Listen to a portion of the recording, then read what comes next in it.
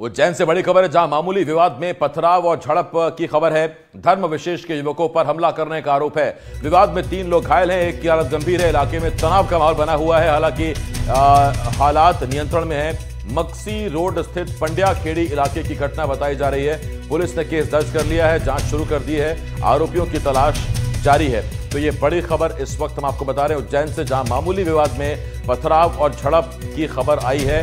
धर्म विशेष के युवकों पर हमला करने का आरोप है। मौके पर रिस्पॉन्स करके विवाद के स्थल को अपने नियंत्रण में लिया। अभी फिलहाल स्थिति शांत है। जो भी पीड़ित पक्ष था उसकी ओर से प्रथम सूचना रिपोर्ट पंजीबद्ध की जा रही है। अभी रिपोर्ट पंजीबद्ध नहीं हुई है, अब लोग रिपोर्ट लिखवा रहे हैं। जो आरोपी थे उनको भी हिरासत में लिया गया है। फिलहाल सुरक्षात्मक रूप से पुलिस बल यहाँ तैनात कर दिया गया है और पूरी स्थिति शांतिपूर्ण है।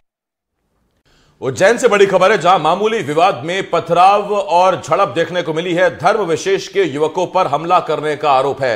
विवाद में 3 लोग घायल हैं, एक की हालत गंभीर है। इलाके में तनाव का माहौल है।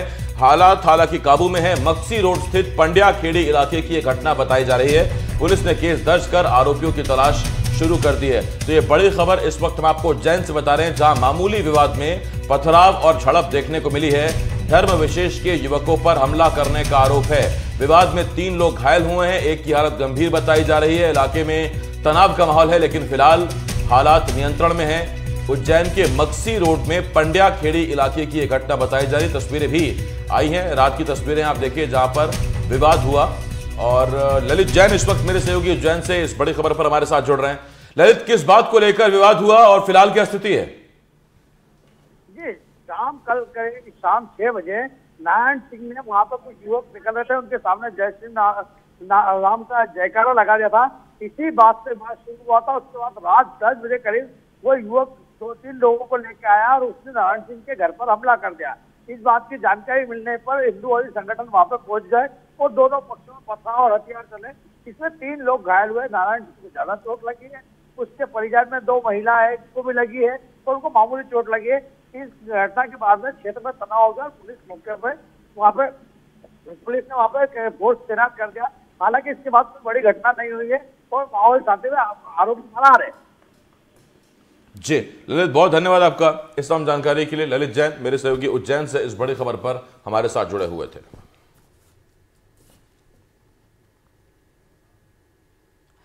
और अब खबर पंजाब से जुड़ी हुई है, जहां होशियारपुर में भीषण सड़क हादसा हो गया है। बताते चले कि एलपीजी टैंकर और टेंपो की टक्कर के बाद यह ब्लास्ट हुआ।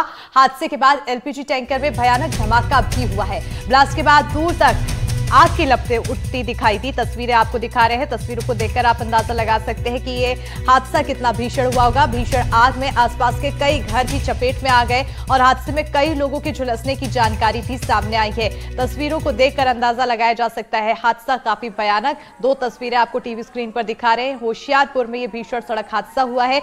एलपीजी टैंकर और टेंपो की टक्कर के चलते बड़ा ब्लास्ट हुआ, जिसमें आपको बता दें कि कई लोगों के झुलसने की भी जानकारी सामने आई है।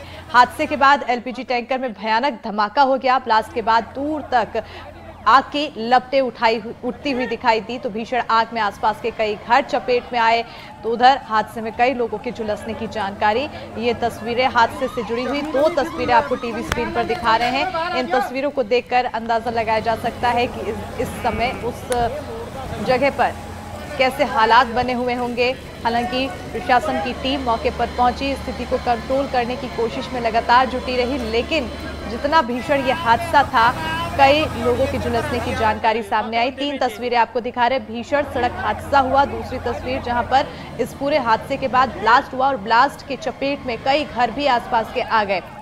भयानक धमाके के बाद कई घरों में आग भी लगी।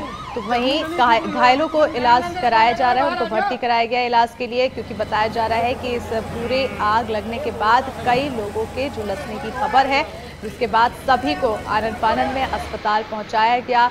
इलाज सभी का जारी है। तस्वीरों में आप देख सकते हैं, जो घायल हैं उनको देखकर अंदाजा लगा सकते हैं कि फिलहाल हालात कितने ज़्यादा खतरनाक बने हुए हैं।